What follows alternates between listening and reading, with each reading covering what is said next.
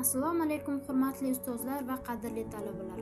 Biz kimyo fakultetining birinchi bosqich talabalari Qashqadaryo viloyatida bo'layotgan amaliyotimiz davomida shu viloyatda joylashgan Abu Ubayda ibn al-Jarroh ziyoratgohiga tashrif buyurdik. Biz ushbu ziyoratgohga tashrif buyurishimiz davomida ziyoratgohda joylashgan qadimiy obidalar, badiiy va ilmiy kitoblar bilan yaqindan tanishdik.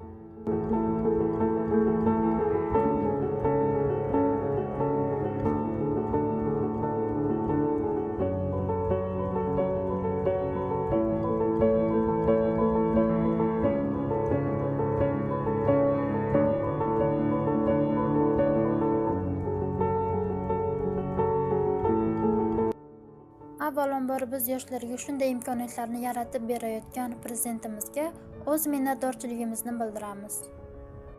Hamda Termiz davlat universiteti rektori Toshqulov Abduqodir Hamidovich ustozimizga, Kimyo fakulteti dekani Xolnazarov Bahodir Azamovich ustozimizga hamda bizni qo'llab-quvvatlab keladigan jamiki kimyo fakulteti o'qituvchilariga o'z minnatdorchiligimizni bildiramiz.